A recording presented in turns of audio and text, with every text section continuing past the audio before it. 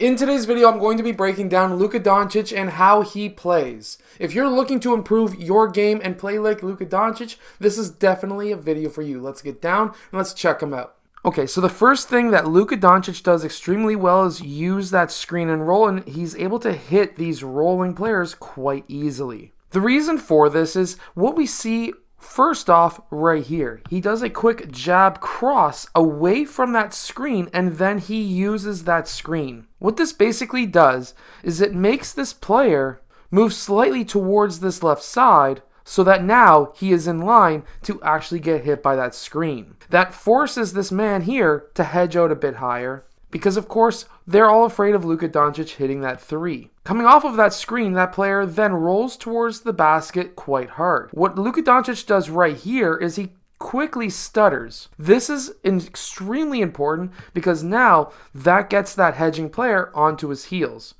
At that point, he's able to then keep that hedging player between both him and the roll man so that that roll man has an open lane to the basket, and if placed correctly, that pass will be able to give him an easy basket.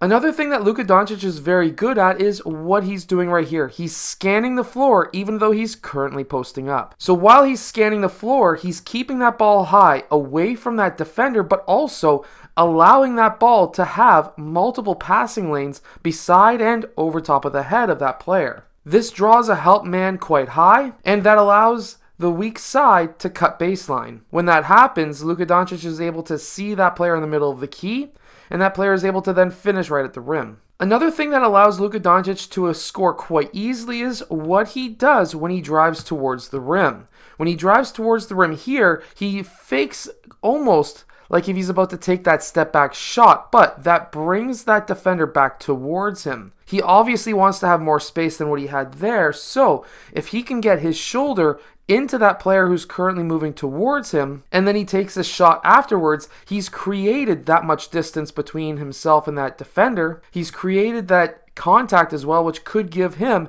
an and one. He didn't get that and one call there, but because he made that contact right there, he was able to get a clear shot. Here, this could have been blocked, but he was able to create that contact, and then he was able to then, of course, use that contact to create that space so that he could get that shot off. Luka Doncic is also not a terrible defender either. Here, on a fast break 2-on-1, right until the last second, he's playing right between these two players. He then notices that this player starts taking his two steps, and he's able to time this block quite perfectly, if you ask me. Now, a lot of young players will try to size up a player, but they don't move enough on these crosses to make it look like they're actually going to drive. One of the biggest mistakes that we'll see with younger players is they'll start these size up moves, but they go nowhere. After that quick double dribble, double cross I should say, he does a quick through the legs,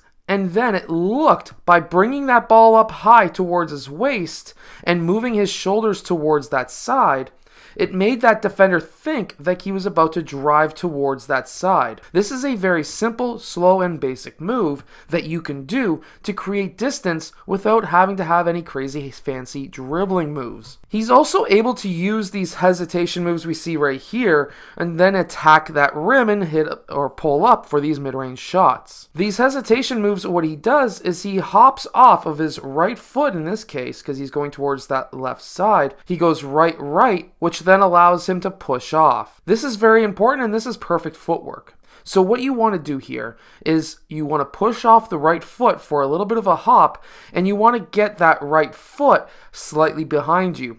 That will engage your Achilles and your calf because you're going to be landing on your toe first, and that Achilles and calf are some of the most explosive muscles in your body, or elastic ligaments and tendons in your body, to be able to push yourself forward. And by getting your shoulders below the defender's shoulders, you're going to be able to get that angle and also some momentum towards you. If you can get your right shoulder in front of the left shoulder of your defender, you're going to have the angle.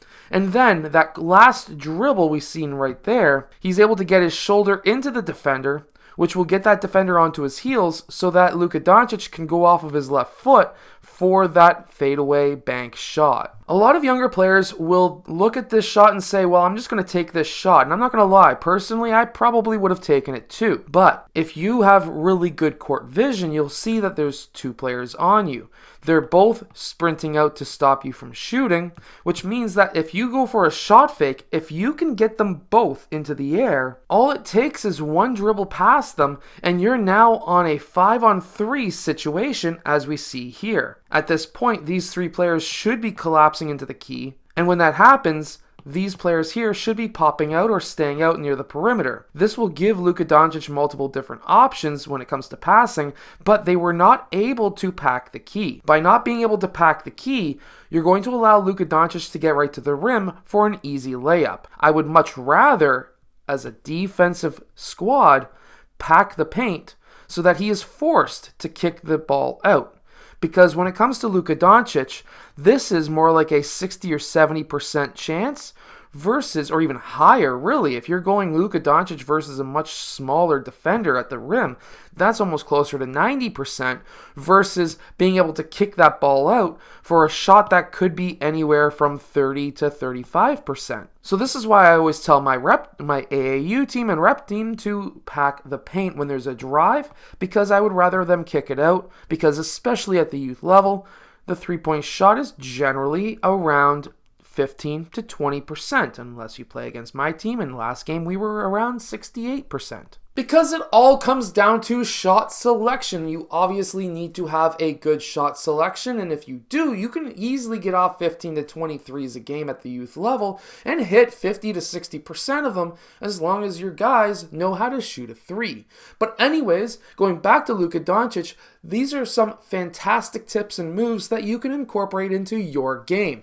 I hope that this has helped you. If it has, hit that like button and subscribe, and I'll see you guys again next time.